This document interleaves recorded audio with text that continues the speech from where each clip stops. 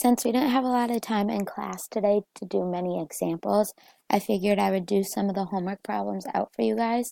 That way it will make doing the rest of the homework a little bit easier. So the first problem I took was number 12. And when looking at these problems, the first thing you should do is find the end behavior model. So remember, your end behavior model is the highest term in your numerator, which here is 4x squared, over your highest term in the denominator, which is x cubed. Now you want to make sure that you simplify this, and we end up getting our end behavior model to be 4 over x. So what we want to do with this is we want to find the limit as x goes to infinity of our end behavior model. So let's write that out.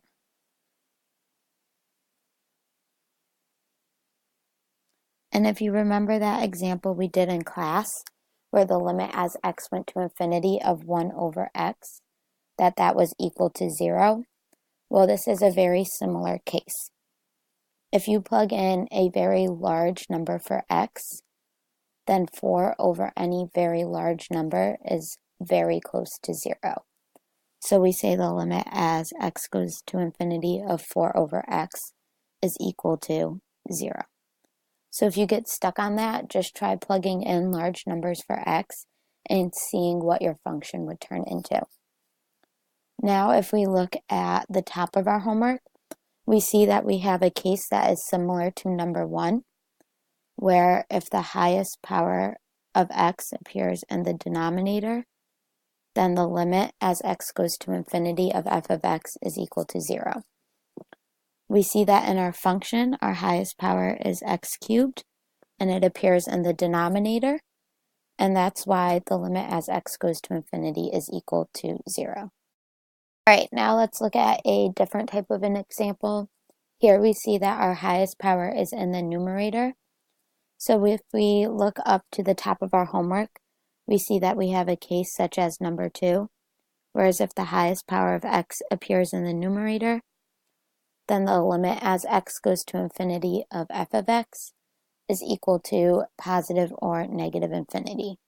So let's see if that's true. First, always start by finding your end behavior model.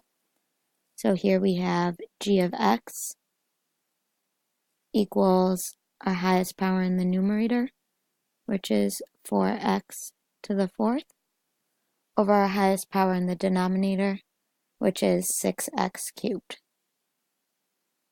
Make sure you always simplify this, and we end up getting 2x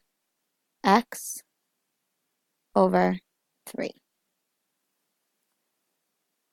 Now next, we want to find the limit as x goes to infinity of our end behavior model. So let's do that. We have the limit as x goes to infinity of 2x over 3. Now, we didn't do a problem like this necessarily in class, so let's just think logically. And remember, when you're going to infinity, just plug in a very large number for x. So 2 times any very large number divided by 3 will still be a very large number. So this function will continue to increase, and the limit as x goes to infinity will be infinity. So there we confirmed, number 2, that when the highest power is in the numerator, that the limit as x goes to infinity is equal to plus or minus infinity. So let's look at one more case.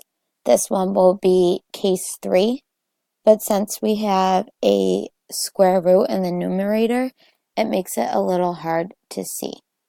So let's look at this one closely. First off, we know that this plus 1 in the denominator won't make much of a difference when we plug in some very large number for x.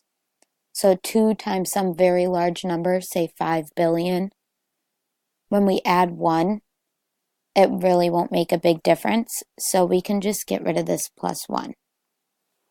Same thing with the 3x. Even though the x is there, x squared minus 3x when a large number is plugged in won't make much of a difference either.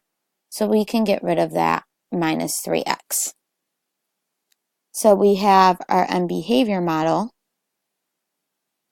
and you have your highest power in the numerator, which is the square root of x squared, and your highest power in the denominator, which is 2x.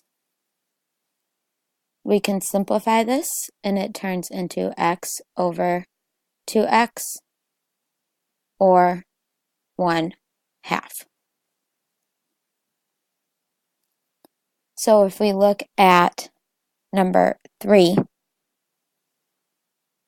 if the highest power of x appears in both the numerator and denominator, then the limit as x goes to infinity is just your coefficient of the numerator's highest power and your coefficient of the denominator's highest power. So it will always be some constant value. Here it's 1/2. And we'll just confirm this by taking the limit as x goes to infinity of 1/2. And that does equal 1/2.